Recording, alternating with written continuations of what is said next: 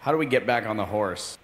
How do you get back into that? Because I think I've gotten so close a couple of times, even today, where, you know, you're right there, and then the mind starts going, and then now I'm back in my chair, and I'm thinking about my taxes, and so how do you get back? How do you get back into it? Because then it feels like, okay, we're in the middle of the meditation, and we've got another, 45 minutes or an hour to go, and I don't know how to. I'm like, I was so close, and now I don't know how to start again. So that's. You want me to throw you a lifesaver, huh? So how many people has that happened to? How many people have been just cruising along, and all of a sudden, things kind of go the wrong way, and the next thing you know, you're hating the person sitting next to you, and you don't even know them.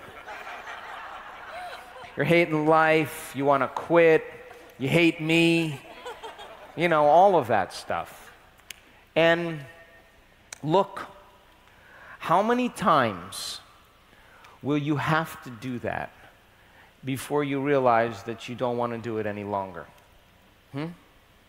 If you truly are astute and sincere as a student, the moment you start going there, the moment you start coming back and you fatigue or you can't reconnect again, I want you to know that you've come to the end of your emotional belief. You've come to the very end of your neurological network. And there's only one of two things to do.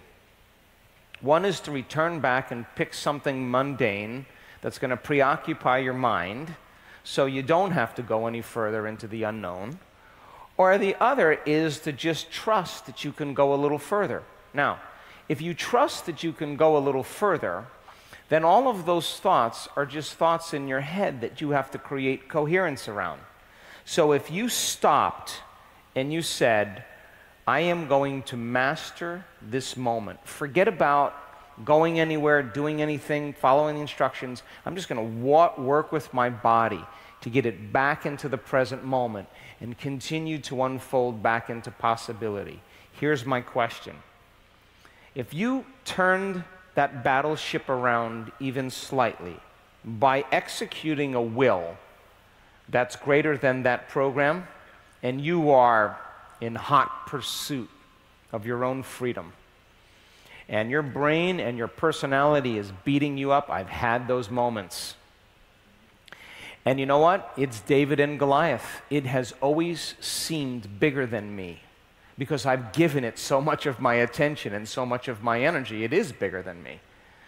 But when I no longer pay attention to it, just like not giving my power to it, now I can settle myself back into the present moment, and it's just a thought. And I examine that thought, I look at it, and I become very familiar and conscious of it.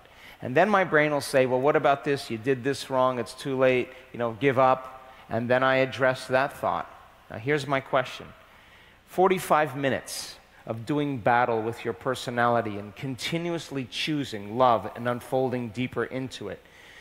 If you make the effort to disinvest your attention and energy out of Goliath and pull energy back to you, is it possible that the next meditation that you have could be the easiest meditation for you to connect?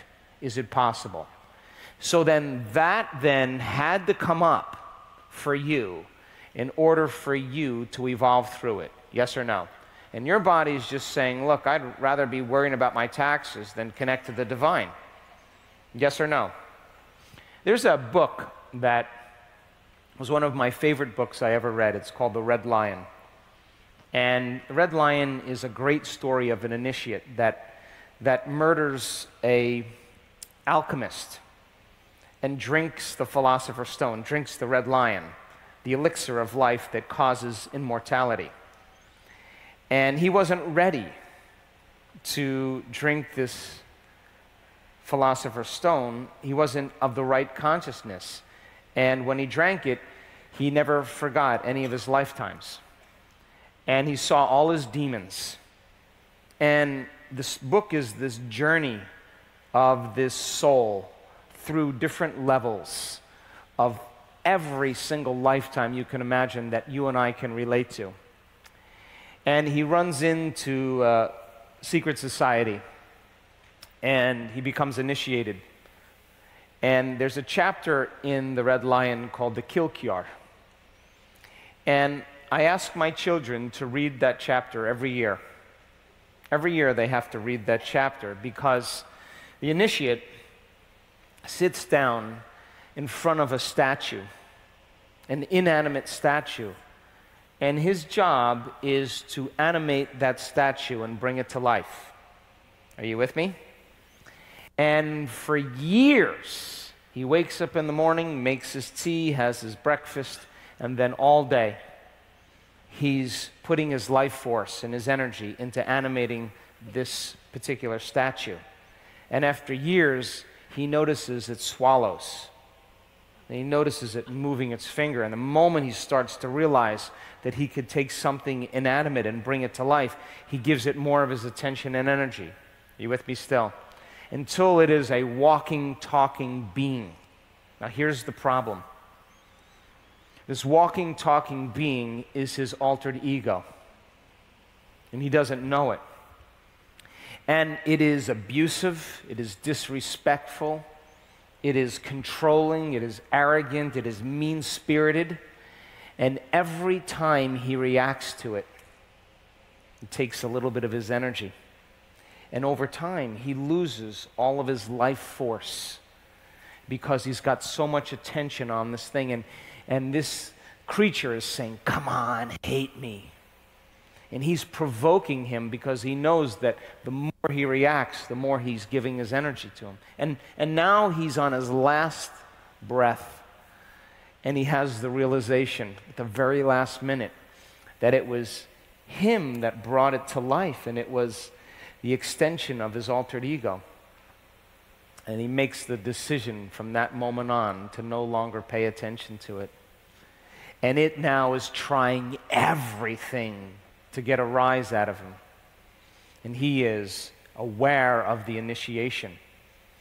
And over time, he keeps his attention off it, and the thing starts to wither. And he takes all of his power back, and he uncreated the very thing that he created, and he no longer had an altered ego afterwards. You understand, yes? You give it power, you give it attention, it gets bigger. If you just know that you got to move through those layers, and it is a journey, and you're doing it right now, and you get on the horse because you make the decision that this is the moment. And when your body gets frustrated and gets emotional and you go in the high beta, that is the defining moment for you to settle your brain and body back down into the present moment and unfold back into possibility. And I have done it tediously for hours. And just when I thought I couldn't go any further and I said, I'm done, you go a little further. And that's when you step into the unknown, and it just falls away. And you will say exactly what I say every time it happens. That was so worth it. And now, you don't see it as Goliath anymore. You just see it as a part of you that you used to be that now you have dominion over. You with me? You ready to do it again? All right.